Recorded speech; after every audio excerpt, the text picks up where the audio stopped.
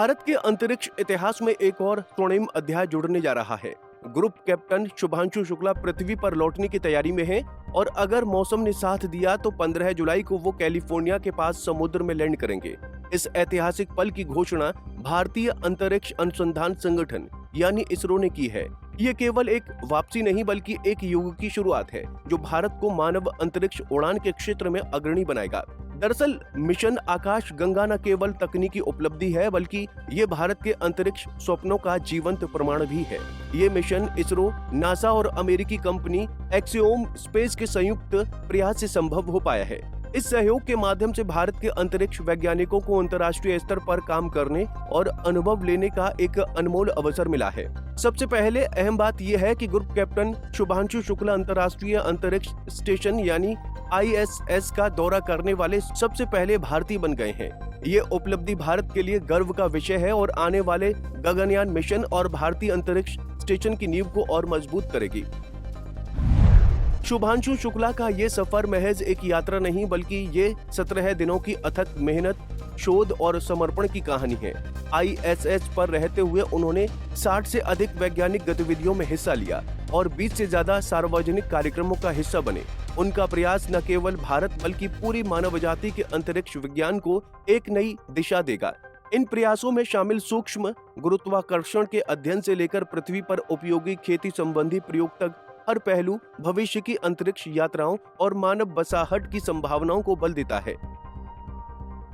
भारतीय वैज्ञानिकों द्वारा डिजाइन किए गए 7 विशेष माइक्रोग्रेविटी प्रयोग इस मिशन की सबसे बड़ी उपलब्धि माने जा सकते हैं। इन प्रयोगों में टायरिडग्रेड्स जैसे सूक्ष्म जीवों के अस्तित्व और आनुवंशिक अध्ययन से लेकर मानव कोशिकाओं पर सूक्ष्म गुरुत्वाकर्षण के प्रभाव की जांच शामिल है। इसके साथ ही मेथी और मूंग जैसे बीजों को अंतरिक्ष में अंकुरित करने की कोशिश अंतरिक्ष में खेती की संभावनाओं को दिखाती है।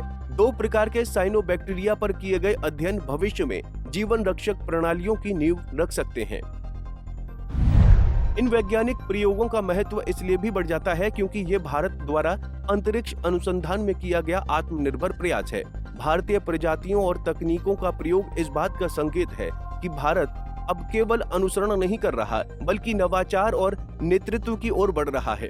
इसके अलावा मिशन के दौरान माइक्रो शैवाल फसल बीज और वायेजर डिस्प्ले जैसे प्रयोग भी अंतिम चरण में हैं, जो भारत के रिसर्च पोर्टफोलियो को और भी समृद्ध बनाएंगे। पूरे मिशन के दौरान इसरो की medical team group captain Shubhanshu Shukla के स्वास्थ्य और मानसिक स्थिति पर बारीकी से नजर रख रही है। अंतरिक्ष यात्रा में शरीर और मन पर पड़ने वाले प्रभाव को समझना बेहद जरूरी होता है और इस मिशन में चिकित्सा और मनोवैज्ञानिक सहयोग भी उतना ही महत्वपूर्ण है जितना कि तकनीकी पक्ष। मिशन पूरा करने के बाद वो 7 दिनों के पृथ्वी आधारित क्वारंटाइन प्रोग्राम से गुजरेंगे ताकि उनका शरीर फिर से पृथ्वी के गुरुत्वाकर्षण के अनुकूल हो सके। ये प्रक्रिया सभी मानव अंतरिक्ष मिशनों के लिए मानक प्रक्रिया का हिस्सा मानी जाती है। ग्रुप कैप्टन शुभांशु शुक्ला की ये यात्रा 1984 में राकेश शर्मा की ऐतिहासिक उड़ान के बाद दूसरी भारतीय मानव अंतरिक्ष उड़ान है।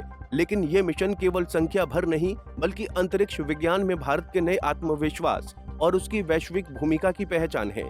आज भारत उन देशों की कतार में खड़ा है जो न केवल अंतरिक्ष तक पहुंच रखते हैं बल्कि वहां रहकर विज्ञान को आगे बढ़ाने का मादा भी रखते हैं। मिशन आकाश गंगा की सफलता से गगनयान और भारत के स्वतंत्र अंतरिक्ष स्टेशन की योजनाओं को नया बल मिलेगा। इससे भारत की भविष्य में दीर्घकालिक अंतरिक्ष यात्राओं और मानव बसावट के लिए तैयार करने की दिशा में मजबूती मिलेगी।